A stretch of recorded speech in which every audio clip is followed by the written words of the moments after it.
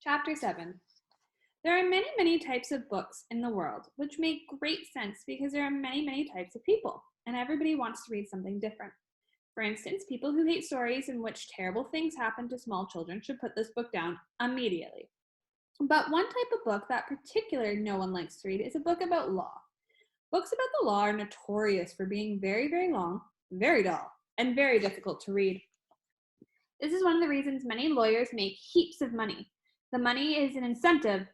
The word incentive here means an offered reward to persuade you to do something you don't want to do, to read dull, long, and difficult books.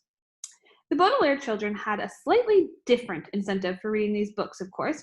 Their incentive was not heaps of money, but preventing Count Olaf from doing something horrible to them in order to get heaps of money.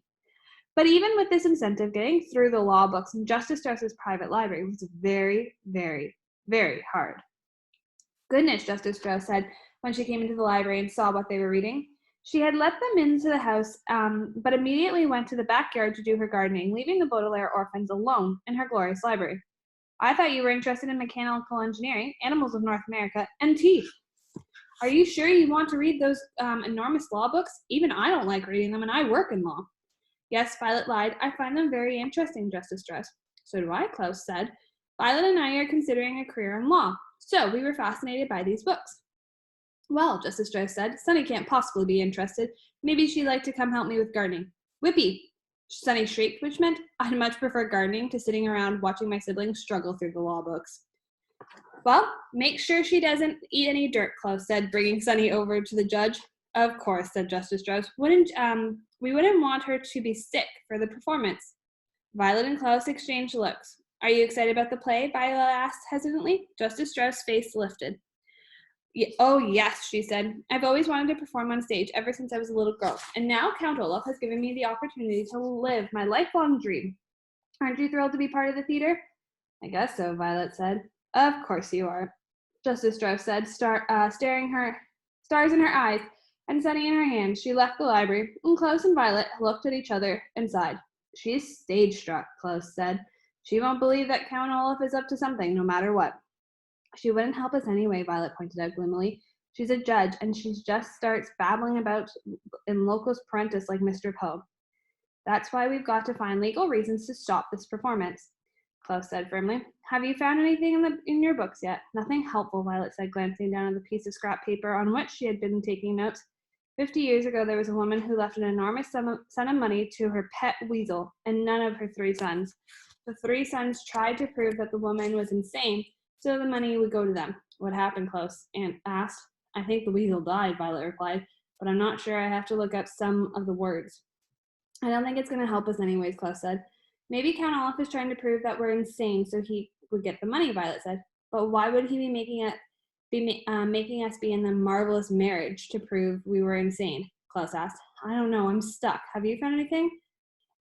Around the time your weasel lady, Klaus said, flipping through the enormous book.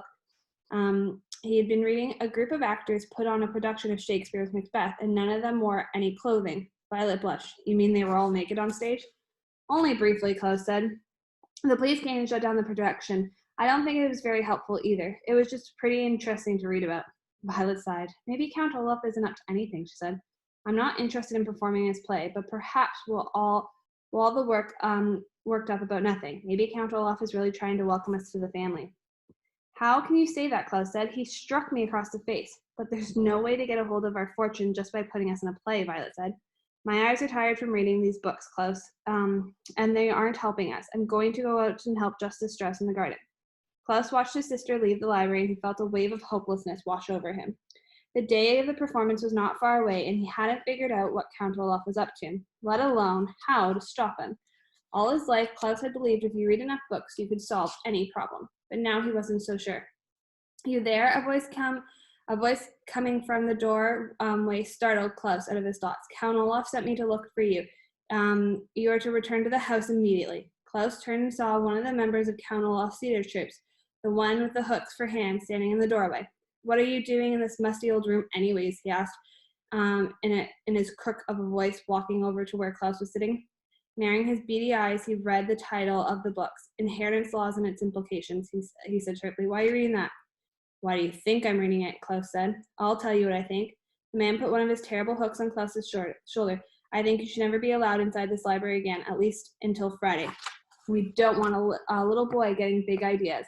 Now, where's your sister and the hideous baby? In the garden, Klaus said, shrugging the hook off of his shoulder. Why don't you go and get them? The man leaned over his face, and just inches from Klaus's, so close the man's features flickered into a blur. Listen to me very carefully, little boy, he said, breathing out foul steam with every word. The only reason Count Olaf hasn't torn you limb from limb is that he hasn't got a hold of your money. He allows you to live while he works out his plan. But ask yourself this, you little bookworm. What reason will he have to keep you alive after he has your money? What do you think will happen to you then? Klaus felt an icy chill go through him as a horrid man spoke.